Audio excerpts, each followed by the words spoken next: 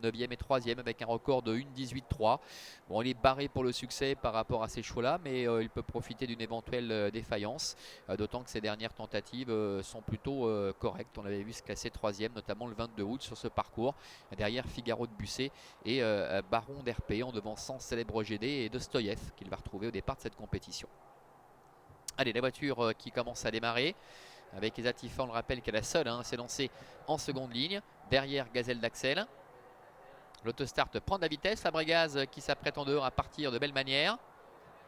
Dostoyev est repris, Forlov qui assure un petit peu le coup, El Cador de Roman est bien parti, Gazelle d'Axel est bien parti également, Esatifa qui assure ses premiers mètres et Fabregas qui vient à la hauteur de Dostoyev avec El Cador de Roman qui prend maintenant la tête avec Stefan Sundbauer, avec à son extérieur le numéro 4 Forlov, Gazelle d'Axel est 3e, Fabregas est 4e, devant encore Dostoyev avec Esatifa la favorite qui est en 6e position, plus loin trotte Classical Love, devant également Célèbre GD et la dernière place pour la casaque rouge du numéro 7, Baron d'RP. Renaud Pujol qui est parvenu à prendre la tête à la corde avec le numéro 4, Forlov.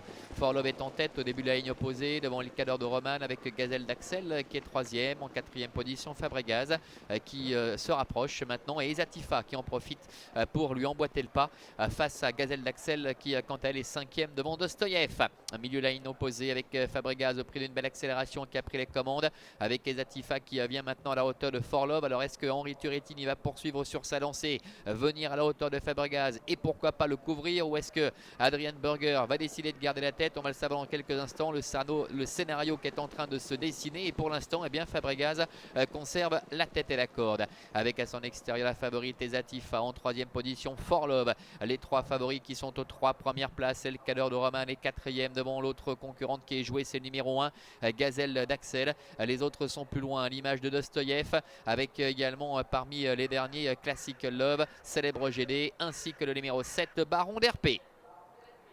Devant, eh bien, les 2 favoris sont en train de s'entendre pour le moment, puisque le train n'est pas forcément des plus soutenus, avec Fabregas qui est en tête, Esatifa qui reste à sa hauteur, avec en 3e position le numéro 4 Forlov. En dedans se retrouve El Cador de Roman, qui jusqu'à maintenant a eu un bon parcours à un tour de l'arrivée, devant Gazelle d'Axel ainsi que Dostoyev et Classical Love, alors que Baron d'RP et Célèbre GD sont en retrait. Le dernier tour de piste avec Fabregas, Adrian Berger, le numéro 8, le fils de Quaker Jet qui est en tête.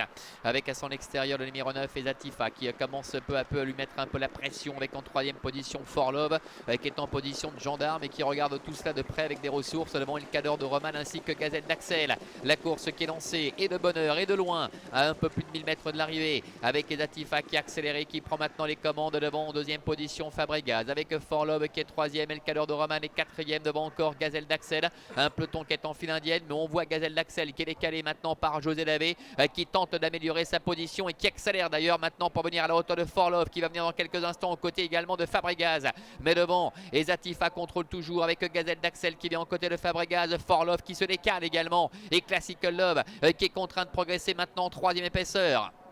Tournant final, Esatifa, Gazelle d'Axel avec Fabregas qui est en dedans, qui semble avoir un petit peu de mal à réaccélérer. Il est en difficulté, Fabregas. À l'extérieur, Classical Love avec au centre également Forlov qui n'a pas dit son dernier mot. Gazelle d'Axel qui met la pression maintenant sur Esatifa alors que Fabregas semble totalement dominé. Avec Esatifa qui tente de repartir avec en 2e position Gazelle d'Axel. La 3e place pour Forlov avec Classical Love également qui est 4e. La dernière ligne droite avec Esatifa attaqué par Gazelle d'Axel qui lui met la pression maintenant, mais Esatifa repart à la corde. Et Esatifa avec Henri Turrettini, avec Gazelle d'Axel qui est tout proche. Et à l'extérieur également la casaque bleue de Forlov. Et Esatifa qui poursuit son effort jusqu'au bout et qui laisse sur place maintenant Gazelle d'Axel. Forlov est 3e et Classical Love qui refait pas mal de terrain aux abords du poteau. Et Esatifa qui va remporter une nouvelle victoire. La 2e place pour Gazelle d'Axel, la 3e pour le 4 Forlov, Classical Love est 4e et la 5e pour le numéro 3 El Cador de Roman. Voilà, c'est la 10e victoire cette année pour Esatifa à l'occasion de cette compétition. C'est la 27e au total pour la fille de Prodigious. Il a le sourire Henri Turrettini et il peut l'avoir parce qu'elle a tué entre guillemets ses adversaires à nouveau. 2e place pour l'As Gazelle d'Axel qui court de première. Forlov est 3e, faisons oublier ses 2 dernières tentatives. Le 5 Classical Love termine 4e et c'est le 3 El Cador de Roman qui termine au 5e rang. 9, As, 4, 5 et 3 pour l'arrivée chiffrée de cette deuxième épreuve, Vincent, avec Eza Tifa qui à nouveau a su mater ses adversaires.